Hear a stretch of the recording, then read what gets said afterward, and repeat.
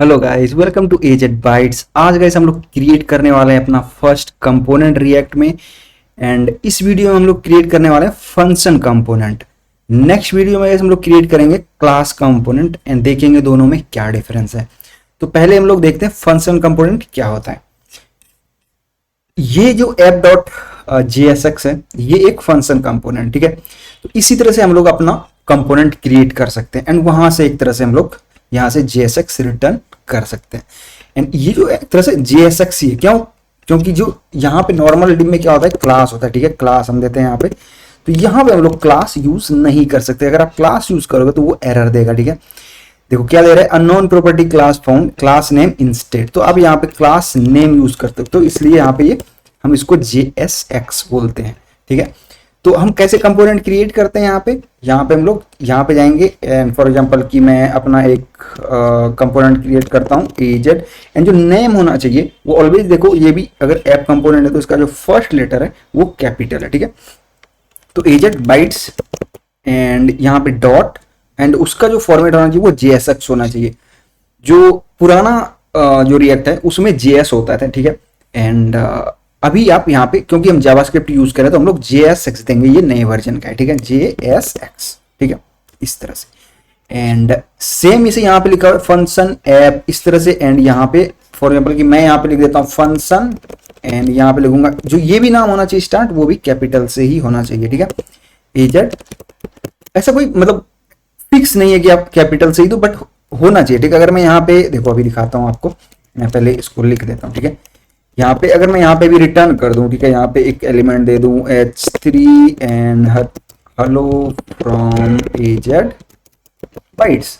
अभी इसको मुझे यहाँ से एक्सपोर्ट भी करना पड़ेगा। क्यों एक्सपोर्ट करना पड़ेगा? क्योंकि हमें इसे कहीं और भी यूज करना है, ठीक है। ऐसा तो है नहीं कि हमें इसी फाइल में इसको यूज करना है एंड ये चल जाएगा बिना कहीं एक्सपोर्ट किए हुए। तो हमें इसको कहीं इंपोर्ट करना है, इसीलिए हमको यहाँ से एक्सपोर्ट करना पड़ेगा, ठीक है।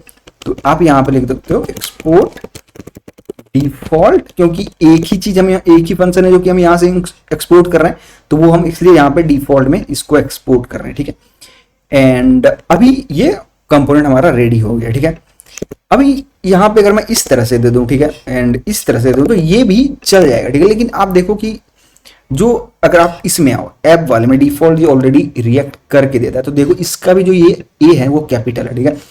तो जो एक तरह से जो एक तरह से करना चाहिए, हमें बनाना चाहिए, वो हमें एक तरह से कैपिटल रखना चाहिए फर्स्ट लेटर एंड देन हमें उसका नाम देना चाहिए जो भी है, ठीक है। तो इस तरह से हम लोग कंपोनेंट क्रिएट करते हैं, फंक्शन कंपोनेंट, ठीक है। एंड आप इसको कहीं भी यूज कर सकते हो। कैसे यूज कर सकते हो? देखो मैं यहाँ पे आता हूँ ऐप डॉट JSX में, मुझे यहीं पे यूज करना पड़ेगा क्योंकि जो ऐप है वो डिफॉल्ट हमारा यहाँ पे ऐड है, ठीक है। आपको अगर यहीं पे ऐड करना डायरेक्टली तो आप यहाँ भी ऐड कर सकते हो डायरेक्टली, बट आपको यहाँ पे इंपोर्ट करना पड़ेगा। जब आप इंपोर्ट कैसे करोगे, देखो अगर आपके पास यहाँ पे अगर आप देखोगे तो यहाँ पे ऑटोमेटिकली दिखा रहा है कहाँ पे पड़ा हुआ है। अगर आप इस पर क्लिक करोगे तो ये इंपोर्ट हो जाएगा यहाँ पे, ठीक है। एंड ये आपका वहाँ पे डायरेक्टली काम करेगा। देखो हेलो फ्रॉम एजेड बाइट्स हमारा यहाँ पे ऑलरेडी चल गया, ठीक है। तो इस तरह से आप कर सकते हो। तो लेकिन हमारा डिफॉल्ट में जो है वो ऐप डॉट JS है, तो मैं इसको यहीं छोड़ देता हूँ एंड मैं इसको यहाँ पे इंपोर्ट करूंगा। इंपोर्ट, इसका नाम क्या है वहां पे, एजेड बाइट्स, ठीक है, फ्रॉम। यहाँ पे अगर डॉट स्लैश देंगे तो उसी के इस फोल्डर के बाहर, बस, ठीक है। इस एक्चुअली इस जो फाइल है उसके बाहर। तो यहाँ पे क्या है हमारा एजेड बाइट्स, ठीक है। तो अब इसको हम यहाँ पे यूज कर सकते हैं, यूज एज अ टैग कर सकते हैं। टैग जैसे कि ये है, यहाँ पे टैग ऐसे यूज किया हुआ है ना, उसी तरह से हम इसको यहाँ पे ऐसे ऐसे करके यूज कर सकते हैं टैग, ठीक है। अभी देखोगे तो आपको देखो यहाँ पे AZ bytes from app component and hello AZ bytes from जो हमारा कंपोनेंट अभी मैंने बनाया, ठीक है।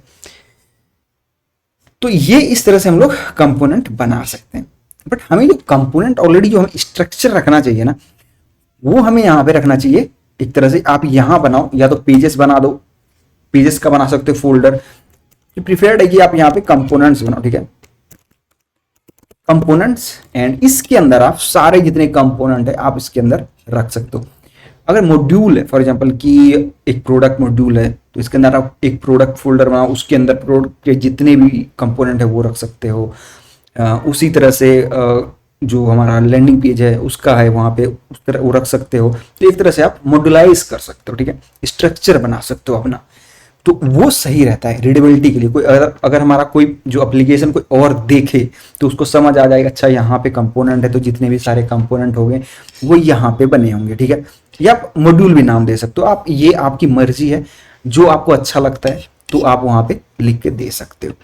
तो इस तरह से हम लोग फंक्शन कंपोनेंट बनाते हैं, इस तरह से हम लोग एक्सपोर्ट करते हैं, एंड इस तरह से हम लोग यहाँ पे इंपोर्ट करके यूज कर सकते हैं। तो इसी को बोलते हैं हम लोग फंक्शन कंपोनेंट। आने वाले वीडियो में हम नेक्स्ट वीडियो में एक्चुअली कि हम देखेंगे क्लास कंपोनेंट कैसे बनाते हैं। थैंक्स फॉर वॉचिंग गाइस, मिलते हैं नई वीडियो में।